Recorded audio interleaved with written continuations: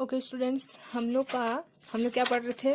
Chapter 3 पढ़ रहे थे, हीट एंड टेम्परेचर, जिसका मैं पूरा आप लोगों का जितना भी मेन पॉइंट था, जो भी बुक में था, हम लोग सब पढ़ चुके हैं। न्यूमेरिकल भी पढ़ चुके हैं। और मैं आप लोगों को जो भी टॉपिक पढ़ाई हूँ, जो इधर क्वेश्चन था, है ना, जो भी टॉपिक पढ़ाई हूँ उससे रिलेटेड, जैसे स्पेसिफिक हीट है तो स्पेसिफिक हीट से रिलेटेड जितना भी क्वेश्चन आप लोगों के बुक में इधर साइड दिया हुआ है, उसको भी उसी में ऐड कर दी थी। ठीक है, तो देखो, मैं आप लोगों और आप लोगों को वी हैव लर्नड से भी मैं आप लोगों को वी हैव लर्नड का भी क्वेश्चन समझा चुकी हूँ मैं आप लोगों को। ठीक है, तो the heat required for change in state is known as latent heat energy. मतलब आप लोगों को मैं यहाँ तक बता चुकी थी। अब हम लोग को पढ़ना है एक्सरसाइज में जो भी क्वेश्चन आंसर है, फिल इन द ब्लैंक्स है, ऑब्जेक्टिव टाइप क्वेश्चन है, ये सब पढ़ना है। ठीक है, तो देखो, choose the correct option. Ratio of linear area and volume expansion in solid में हम लोग लीनियर एक्सपेंशन अल्फा पढ़े हैं, एरियल एक्सपेंशन या फिर सुपरफिशियल एक्सपेंशन बीटा पढ़े हैं, और वॉल्यूम एक्सपेंशन गामा पढ़े हैं। तो मैं आप लोगों को बता चुकी हूँ कि जो बीटा होता है वो ट्वाइस होता है अल्फा के, और जो गामा होता है वो थ्राइस होता है अल्फा के। तो हम लोग पढ़ चुके हैं 1:2:3 होगा। देखो यहाँ भी बताया 1:2:3। यहाँ क्या बताया है? Volume expansion in solid. यहाँ पर हम लोग पढ़ चुके हैं वॉल्यूम एक्सपेंशन इन सॉलिड, है ना, ये वाला सॉलिड सब्सटेंट। तो coefficient of linear expansion alpha जो 1 होता है, और जो बीटा था, बीटा मतलब बीटा क्या है? कोफिशिएंट ऑफ सुपरफिशियल एक्सपेंशन या फिर एरियल एक्सपेंशन भी बोलते हैं, क्योंकि इसमें एरिया एक्सपेंड हो रहा है। तो जो बीटा था वो ट्वाइस था अल्फा के। और कोफिशिएंट ऑफ वॉल्यूमेट्रिक एक्सपेंशन पढ़े हैं, जिसमें वॉल्यूम एक्सपेंड होता है। जैसे अगर बॉटल है तो अंदर का है ना, वो एक्सपेंड होता है। तो जो गामा था वो थ्राइस था अल्फा के। तो 1:2:3 बना। तो मैं आप लोगों को इसको प्रीवियस वीडियो में बता चुकी हूँ, जो भी पहले वीडियो बनाई हूँ उसमें, तो आप लोग उसमें देख सकते हो, है ना। अभी वीडियो में बनाई हूँ हीट एक्सपेंशन वाला, थर्मल एक्सपेंशन, उसमें देख सकते हो।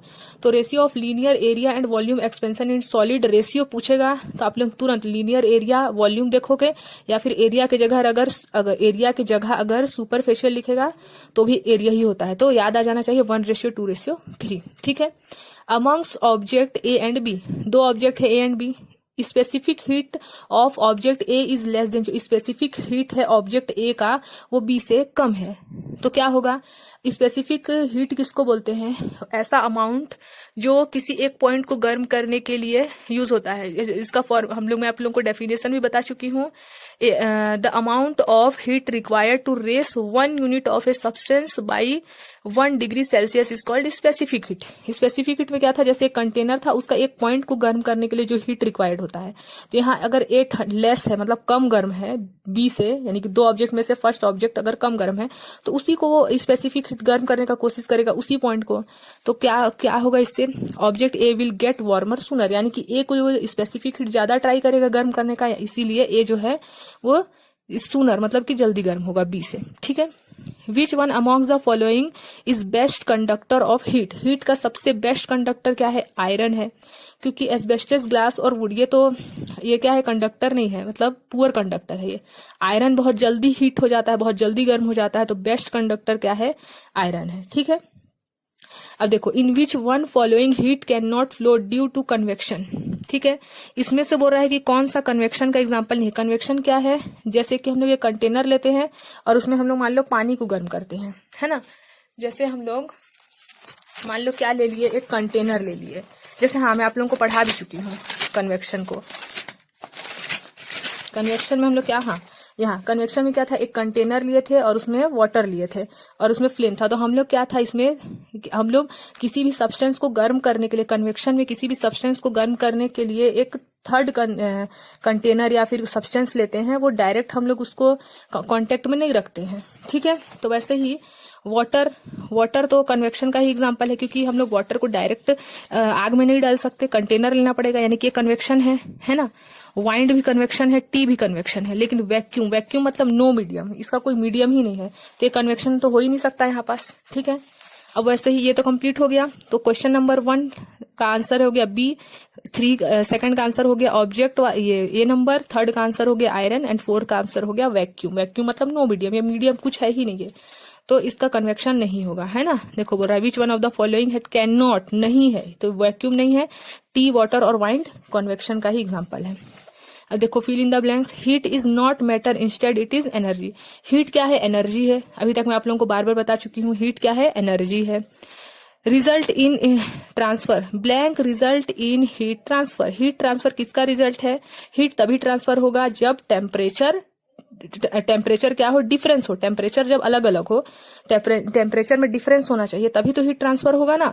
तो temperature difference result in heat transfer. Answer क्या है? Temperature difference. Heat transfer is possible in solid due to conduction. Conduction में अगर बात करेगा तो हीट ट्रांसफर कैसे पॉसिबल हो सकता है? सॉलिड में। ठीक है, heat transfer is possible in solid due to conduction. Conduction में हम लोग क्या पढ़े थे? जब दो सब्सटेंस साथ में हो, जैसे कि ये कन्वेक्शन का एग्जांपल था, ये कंडक्शन का। इसमें क्या था? Exchange of heat due to the conduction between boundaries of two substance. Two substance क्या हो? बाउंड्री, दोनों आपस में कांटेक्ट में हो, तभी तो हीट ट्रांसफर होगा। तो हीट ट्रांसफर किसमें होगा? सॉलिड में। जैसे कि हम लोग यहाँ पढ़ भी चुके हैं, ये वाला आप लोगों का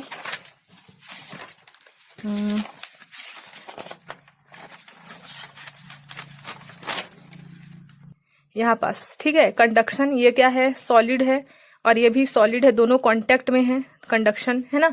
और कन्वेक्शन में दोनों कांटेक्ट में नहीं है। फ्लेम और जो वाटर है उसके बीच, पहले हम लोग कंटेनर को गर्म कर रहे हैं, यानी कि वाटर और फ्लेम दोनों ही कांटेक्ट में नहीं थे, तो कन्वेक्शन।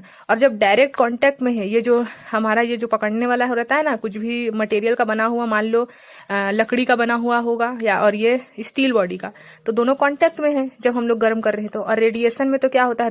रे से वो रहता है ना, निकलता है। जैसे सन का रे, उससे भी तो हम लोग को, जैसे सन है, अब उससे कितना सारा रे निकलता है ना, तो वो रेडिएशन है। तो उसी से हम लोग को हीट का, उसमें कोई हम लोग को हिडन एनर्जी रहता है रेडिएशन में। ठीक है, तो देखो, blank is not required for heat transfer due to radiation. Radiation में हम लोग को क्या चीज का जरूरत नहीं है? मीडियम का जरूरत ही नहीं है, क्योंकि वो रे, जैसे सन से मैं भी आप लोगों को बताई, रे निकलता है, तो उसमें कोई मीडियम है ही नहीं, वो डायरेक्ट आता है हम लोग के पास, तो उसमें नो मीडियम नहीं चाहिए। तो medium is not required for heat transfer due to radiation. Radiation में मीडियम नहीं चाहिए, लेकिन कंडक्शन में चाहिए कि नहीं पूछेगा तो चाहिए, है ना, मीडियम। और कन्वेक्शन में भी मीडियम चाहिए, बस रेडिएशन में नहीं चाहिए। ठीक है, heat provide to change the physical state of matter result in change in temperature, this process is called. इस प्रोसेस को क्या बोल, तो ये हो जाएगा, मतलब ये ऐसा प्रोसेस नहीं होता, इसलिए इसका आंसर नो होगा। Heat provide to change the physical state of matter, जब हम लोग फिजिकल स्टेट का कोई मैटर चेंज करते हैं, फिजिकल स्टेट मतलब कि सॉलिड, लिक्विड और गैस, है ना, तो रिजल्ट चेंज इन टेम्परेचर, तो टेम्परेचर में चेंजेस होता है।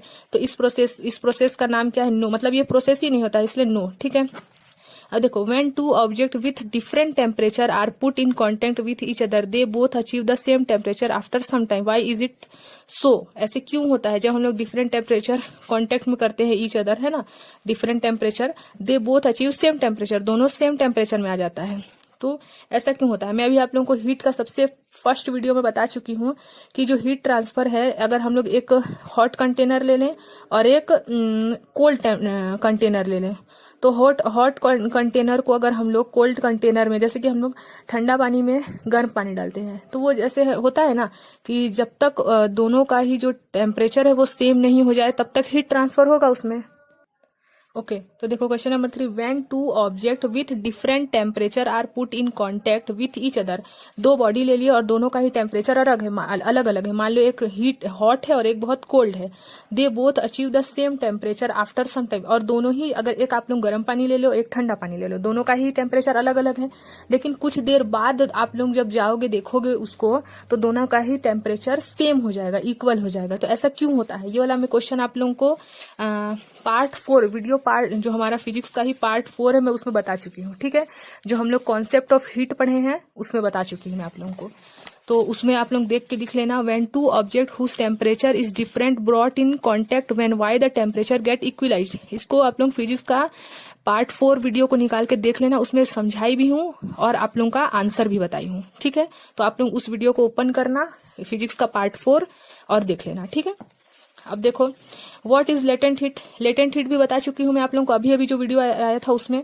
तो लेटेंट हीट का भी उसमें डेफिनेशन है, बता चुकी हूँ मैं। लेटेंट हीट 2 टाइप्स के हैं, लेटेंट हीट फ्यूजन और लेटेंट हीट वेपोराइजेशन, उसको भी लिखना है। What is latent heat, latent heat क्या होता है, इसका डेफिनेशन लिखोगे, उसके बाद लिखोगे जो लेटेंट हीट होता है वो 2 टाइप का होता है, कौन कौन सा, एक लेटेंट हीट फ्यूजन और एक लेटेंट हीट वेपोराइजेशन, ये वाला, ये भी बता चुकी हूँ, इसको भी प्रीवियस वीडियो में बता चुकी हूँ, इससे जस्ट पहले वाला जो वीडियो है उसमें, तो उसको देख लेना, ठीक है। अब balloon filled with gas burst when we take it close to fire, जो बलून है उसको हम लोग गैस के पास लेके जाए, है ना, तो वो क्या हो जाएगा, इट क्लोज टू फायर, वो फायर के पास जाएगा तो फट जाएगा, ब्रस्ट हो जाएगा। तो ऐसे क्यों होता है, तो इसके बारे में देखते हैं क्यों होता है। देखो, तो हम लोग ये वाला जो है एग्जाम्पल किसमें देखे हैं, इसको हम लोग वॉल्यूम एक्सपेंशन इन गैसेस में आप लोगों को बलून वाला एग्जाम्पल बता चुकी हूँ। आप लोग थर्मल एक्सपेंशन में वॉल्यूम हीट एक्सपेंशन इन गैसेस को देखोगे, उसमें मैं बता चुकी हूँ बलून वाला एग्जाम्पल। तो देखो इसका आंसर क्या लिखोगे, बोल रहा है कि जब हम लोग बलून है उसको फ्लेम के पास लेके जाएं, हीट के नजदीक लेके जाएं, है ना, और उस बलून में क्या भरा हुआ है, गैस भरा हुआ है, फूला हुआ बलून है मतलब कि, है ना, और उसको हम लोग लेके जाएंगे हीट के नजदीक, तो वो फटेगा ही, क्योंकि उसका वॉल्यूम एक्सपेंड होगा। देखो कैसे, on bringing the balloon near fire the coefficient of volume, coefficient of volume मतलब कि कोफिशिएंट ऑफ वॉल्यूम को किससे रिप्रेजेंट करते हैं, गामा से, ठीक है। तो coefficient of volume expansion of gas increase, जब कोफिशिएंट ऑफ वॉल्यूम मतलब गामा जो इंक्रीज होगा तो गैस क्या होगा, इंक्रीज होगा। देखो वो जो हमारा बलून है वो तो वही उसी साइज में है, वही है, लेकिन अंदर में जो गैस भरे है वो इंक्रीज होगा, ठीक है। ये जो बलून के अंदर का जो गैस है वो इंक्रीज होगा, तो जब ये इंक्रीज होगा तो बलून भी इंक्रीज होगा। जब बलून इंक्रीज होगा, अगर उसका जितना शेप है उससे ज्यादा इंक्रीज होगा तो ब्रस्ट तो होगा ही, फटेगा ही, है ना। तो हम लोग लिख सकते हैं on bringing the balloon near fire, जब हम लोग बलून, भरा हुआ बलून जिसमें गैस भरा हुआ है उसको हम लोग फायर के नजदीक लेके जाएंगे, तो कोफिशिएंट ऑफ वॉल्यूम एक्सपेंशन, यानी कोफिशिएंट ऑफ वॉल्यूम एक्सपेंशन क्या होता है, गामा, गैस इंक्रीज, तो गैस इंक्रीज होगा, ड्यू टू विच ब्रस्ट, तो आपको क्या होगा, फट जाएगा। तो coefficient of volume expansion of gas gamma से शो करते हैं, लिख देंगे गामा।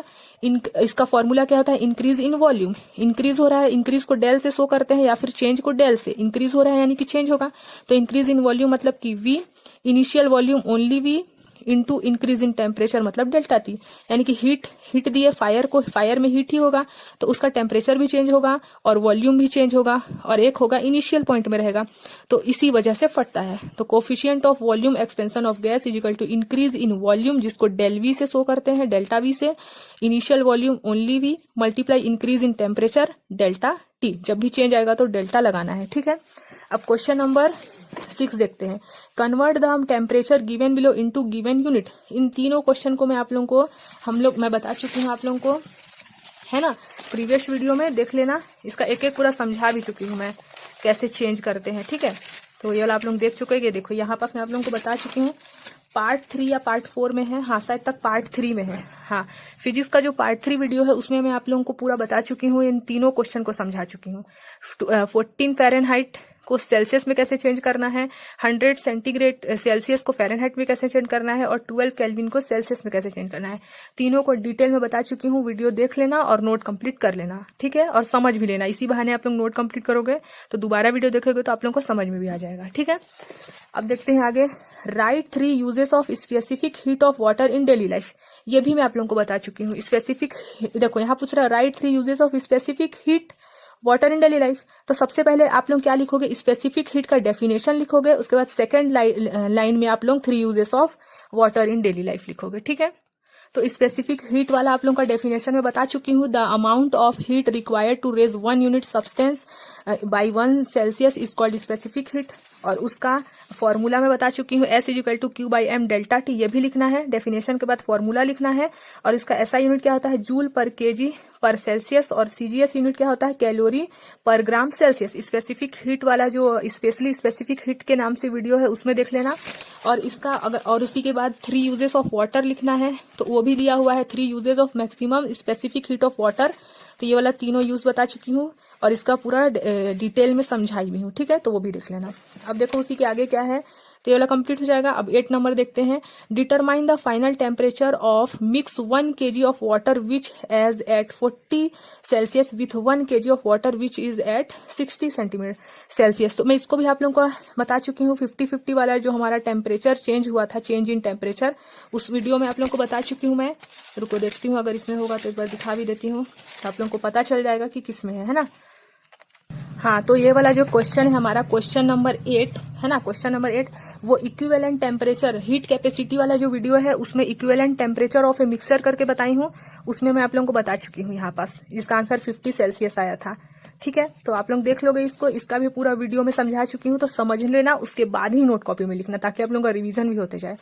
अब देखो ये वाला 9 number, mass of an aluminium object, aluminium जो ऑब्जेक्ट है उसका मास कितना है, मास मतलब कि वेट है ना, 500 ग्राम। How much amount of heat needs to supplied in order increase in temperature, कितना इसको हम लोग हीट सप्लाई करेंगे तो उसका टेम्परेचर 40 डिग्री सेल्सियस तक इंक्रीज हो जाए।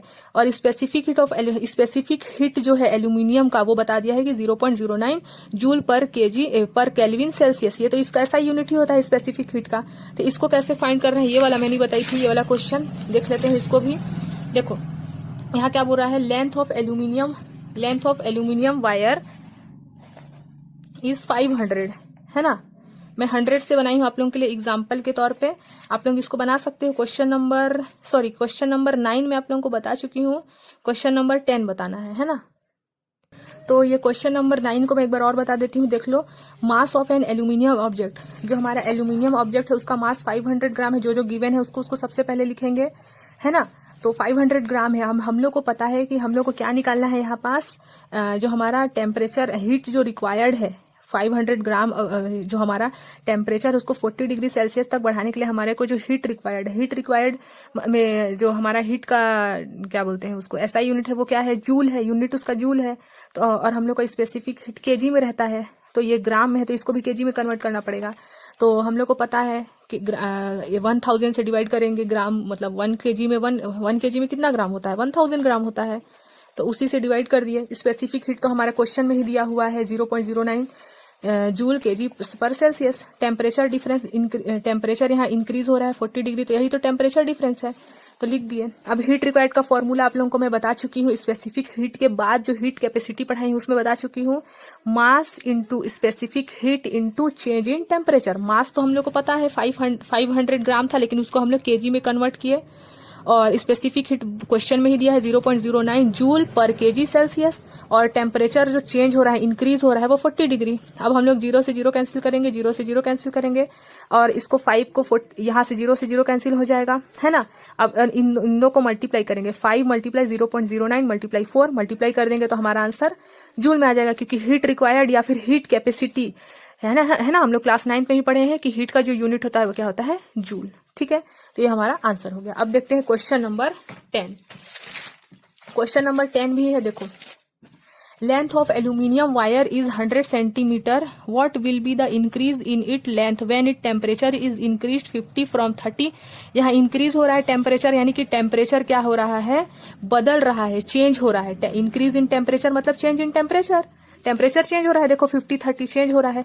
Coefficient of linear expansion, linear expansion को हम लोग किससे शो करते हैं, अल्फा से।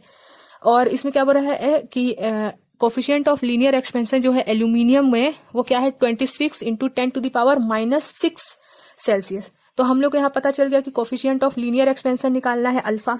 इसका फॉर्मूला क्या होता है, increase in length upon initial length into increase in temperature. Increase in length मतलब इंक्रीज यानी कि जो लेंथ है वो चेंज हो रहा है, इसलिए डेल्टा एल। इनिशियल लेंथ मतलब जो स्टार्टिंग का लेंथ है वहां तो लेंथ चेंज नहीं होगा, इसलिए एल। ये देखो, अगर ये इंक्रीज इन लेंथ है, मान लो आप लोगों का रॉड ले लिया एल्यूमिनियम का, वो 2 सेंटीमीटर का था, तो ये इनिशियल लेंथ है। अब इसी को जब हम लोग हीट प्रोड्यूस किए, हीट दिए, तो वो थोड़ा सा इंक्रीज हो गया, यानी कि इसमें चेंज हुआ, इसीलिए उसको हम लोग चेंज को शो करने के लिए डेल्टा लगाते हैं। ठीक है, तो ये फॉर्मूला हो गया। अब हम लोग के पास सब कुछ है। Coefficient of linear expansion is alpha, उसका वैल्यू गिवन है, उसको यहाँ लिख दिए है ना। अब डेल्टा एल यानी कि जो हमारा चेंज हुआ है लीनियर एक्सपेंशन में वो कितना हुआ है, वो तो हम लोग को फाइंड करना है। और एल क्या है हमारा, लेंथ क्या है 100 सेंटीमीटर है वायर का, लिख दिए। और डेल्टा टी 20 हुआ, कैसे हुआ देखो यहाँ साइड में लिख दी हूँ मैं। डेल्टा टी मतलब जो डेल्टा टी का मतलब क्या होता है, जो भी चेंज होता है तो T2 में T1 माइनस करेंगे, दो टेम्परेचर है। 50 जो बड़ा होता है वो T2 होता है, जो छोटा होता है वो T1, दोनों को माइनस करेंगे T2 में से T1 तो क्या आएगा 20 आएगा, वही 20 है यहाँ पर, ठीक है।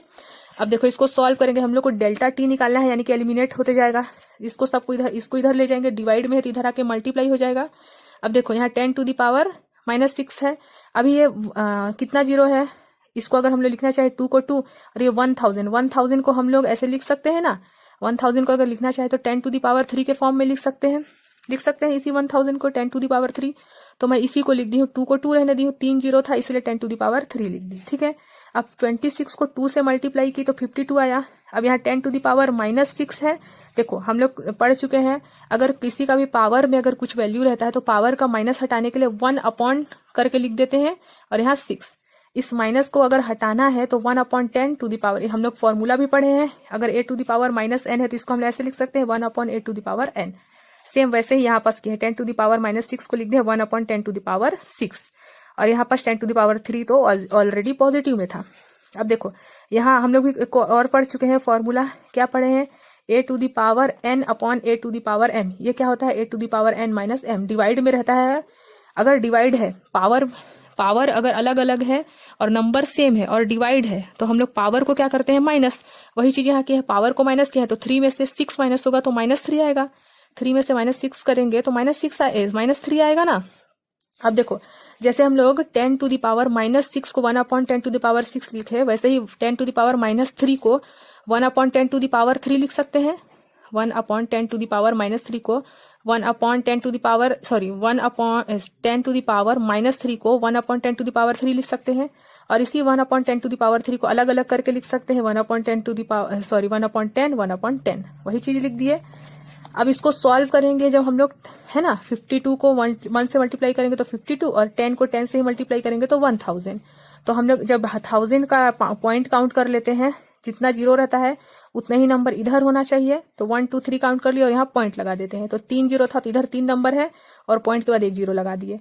तो हमारा डेल्टा एल मतलब कि चेंज इन लेंथ का वैल्यू कितना है, 0 पॉइंट। जब हम लोग हीट दिए, जब हम लोग एक वायर लिए एल्यूमिनियम का और वो कितना था 100 उसका लेंथ था, लेकिन जब हम लोग उसको हीट दिए, कितना डिग्री का हीट दिए, कितना सेल्सियस का, 20 सेल्सियस का, तो उसमें एक्सपेंड कितना हुआ, वो कितना फैला, 0.052 सेंटीमीटर फैला, ठीक है।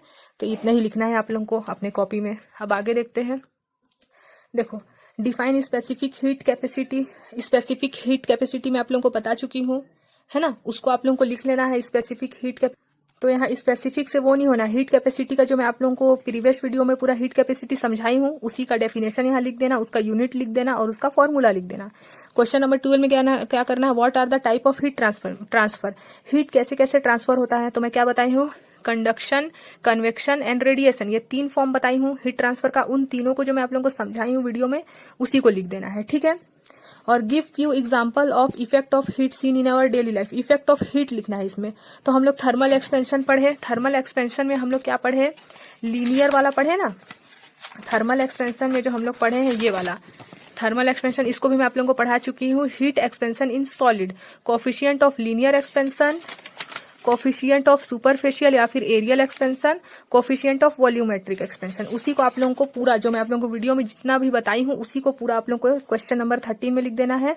Give few example of effect of heat seen in our daily life. तो अभी मैं आप लोगों को क्या बताई, linear coefficient of linear expansion यानी कि अल्फा वाला जो बताई हूँ, और एक बताई हूँ बीटा वाला कोफिशिएंट ऑफ एरियल या फिर सुपरफिशियल एक्सपेंशन, और एक बताई हूँ कोफिशिएंट ऑफ वॉल्यूमेट्रिक एक्सपेंशन। उन तीनों को आप लोगों को इसमें लिख देना है बस। तो आप लोगों का ये वाला चैप्टर कंप्लीट हो जाएगा। हाँ, इसमें मैं एक चीज और देखी हूँ, थर्मल एक्सपेंशन का क्वेश्चन बहुत आता है ना, ये वाला। Give 4 uses of thermal expansion. आप लोगों को इसी वीडियो में मैं आप लोगों को वो भी बता चुकी हूँ कि मरकरी को जो है हम यूज क्यों किया जाता है थर्मोमीटर में, तो उसको आप लोगों को लिख लेना है। आप लोगों को मैं बता चुकी हूँ मरकरी को क्यों, हाँ ये why is mercury used in thermometer, ये वाला मैं आप लोगों को जहाँ ट्रांसफर ऑफ हीट बताई हूँ पार्ट 5, ये पार्ट 5 वीडियो में मिल जाएगा आप लोगों का। क्लास 10th फिजिक्स का जो पार्ट 5 वीडियो है ट्रांसफर ऑफ हीट, उसमें मैं आप लोगों को बताई हूँ why is mercury use in thermometer, पूरा समझाया गया है, वो लिख सकते हो। है ना। और अगर आप लोगों को क्वेश्चन पूछेगा हीट ट्रांसफर के बारे में पूछेगा कि हीट ट्रांसफर कैसे कैसे होता है लिखो, तो कंडक्शन, कन्वेक्शन एंड रेडिएशन ये चीज बताई हूँ वो लिखना है, ठीक है। और अब देखते हैं थर्मल एक्सपेंशन का यूज, थर्मल एक्सपेंशन का कैसे कैसे यूज है। तो in laying railway line small gap always left between two iron rail. Thermal expansion में अभी तक हम लोग क्या पढ़े, एरियल एक्सपेंशन पढ़े, लीनियर एक्सपेंशन पढ़े, सुपरफिशियल और वॉल्यूमेट्रिक। उसमें क्या पढ़े, हीट देने से उसका जो शेप साइज है वो चेंज होता है, तो उसी के बारे में है ये। तो यहाँ देखो एक एक पढ़ के बता देती हूँ। इन लेइंग रेलवे लाइन, सम रेलवे लाइन जो हम लोग बनाते हैं उसमें गैप रखते हैं। अच्छा ये वाला एग्जाम्पल भी आप लोगों को मैं बता चुकी हूँ कहीं पास, रेलवे लाइन वाला भी एग्जाम्पल बता चुकी हूँ मैं। हाँ ये वाला मैं आप लोगों को जो कॉन्सेप्ट ऑफ हीट बताई हूँ, कॉन्सेप्ट ऑफ हीट जिसमें डिफाइन कैलोरी ये भी बताई हूँ, ये भी बहुत इंपॉर्टेंट है। Define calorie, concept of temperature, ये सब भी कॉपी में होना चाहिए, याद होना चाहिए, है ना।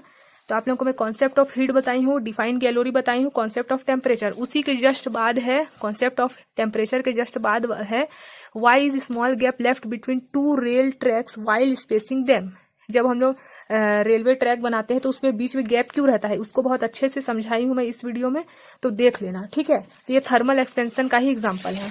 थर्मल एक्सपेंशन में क्या होता है, फैलता है, कुछ भी चीज को हीट देने से वो फैलता है, तो उसी का हम लोग को 4 यूज लिखना है। आप अपने से भी सोच सकते हैं, अपने आसपास देख के, तो उसको भी लिख सकते हैं, जरूरी नहीं है कि जो मैं बता रही हूँ वही लिखो, ठीक है। ये तो सिर्फ आप लोगों को सिर्फ समझाने के लिए है। और एक एग्जाम्पल और एक यूज है, some suitable space is left between girders used in supporting bridge. Bridge बनाते हैं तो सपोर्टर रहता है नीचे में लोहे से बना हुआ, आयरन से, तो उसमें भी बीच बीच में क्या रखते हैं हम लोग, गैप रखते हैं, पूरा सटा हुआ नहीं रखते हैं। तो उसमें भी गैप इसलिए रहता है ताकि वो हीट के बाद वो फैलेगा ही, तो फैलेगा तो अगर ऑलरेडी उसमें गैप बिल्कुल नहीं रहेगा तो और फैल के वो टूट सकता है, इसीलिए, है ना।